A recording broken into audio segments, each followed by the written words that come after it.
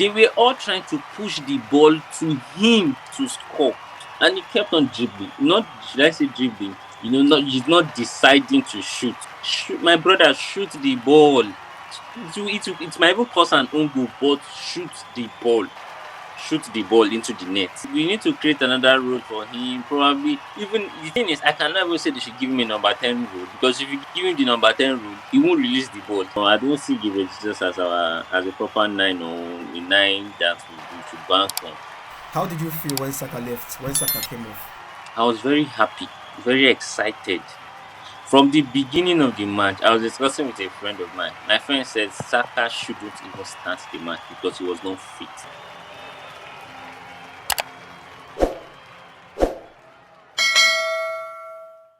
The game that was tagged to be the title decider ended all square at Anfield. Man City 0 and Arsenal 0. Let's get your thoughts on the game, Gideon. Game of the season. I'm not happy with the results, but again, I'm not still disappointed with the results. I'm only disappointed with some few individuals in the team.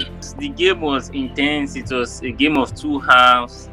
Yes, City kept the possession, but Arsenal were more of a threat. Check the stats, chances created, the shots on target and all that. You will notice that Arsenal were more of a threat. City were just keeping onto the ball, they were holding onto the ball, and which that's fine because that's Etihad. You cannot go to Etihad and body them like they would do.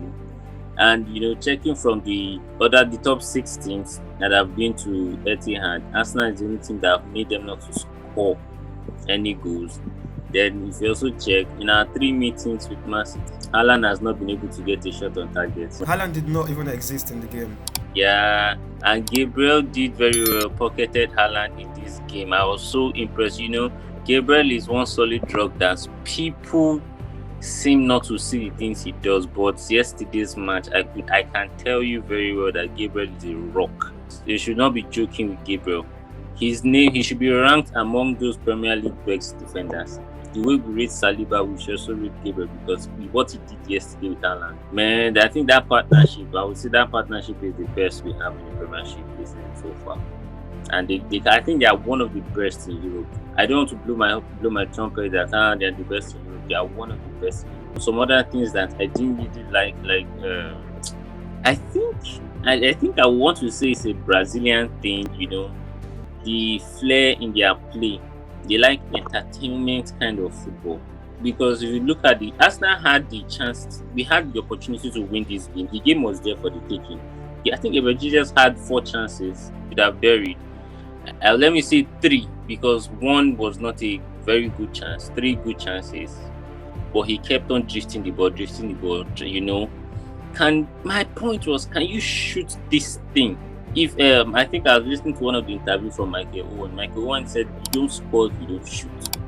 So can you shoot this thing? Then again, from the second half, we had Trossard that had, oh Lord Jesus, we had Trossard that had a clear chance that he could not. The ball was not for him to take; it was for him to score. We had Havertz and Martinelli coming up into the box with him. That would have been a perfect goal.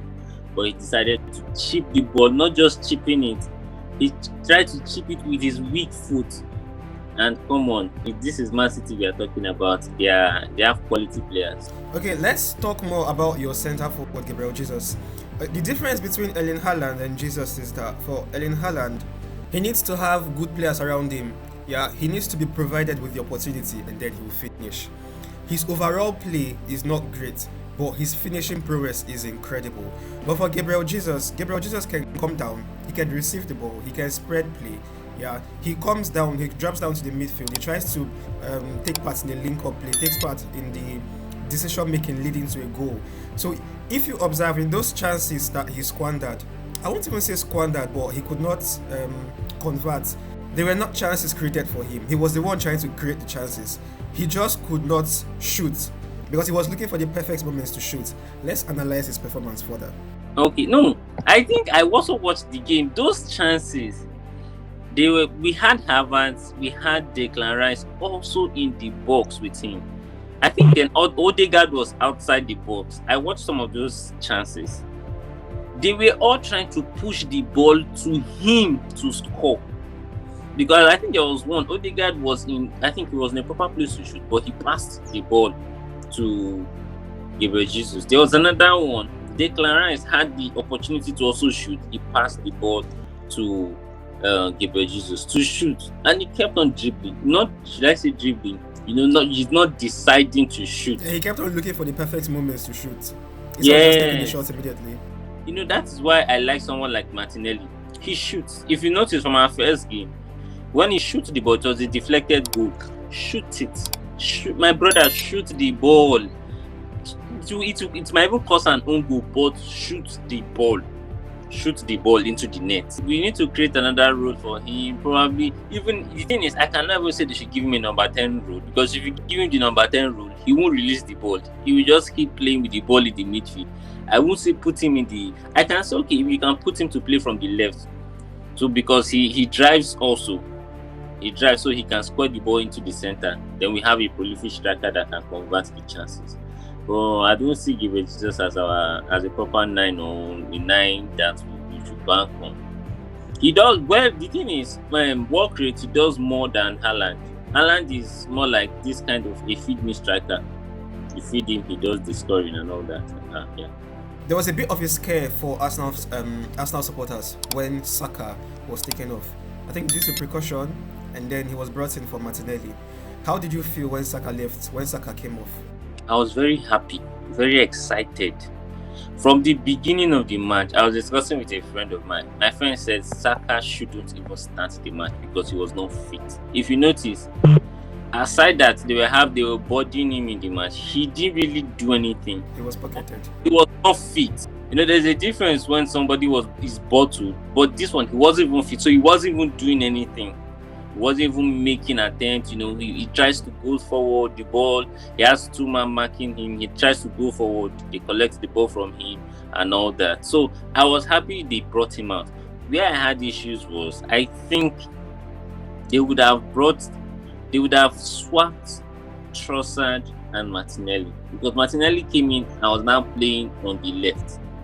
If you notice, Martinelli is more dangerous playing on the right. Martinelli is more dangerous on the left. His stronger foot is the right. He had one chance that I think if it was Saka that had that chance, it would have been a goal, because it was his weaker foot, so he could not, there was no power in the ball.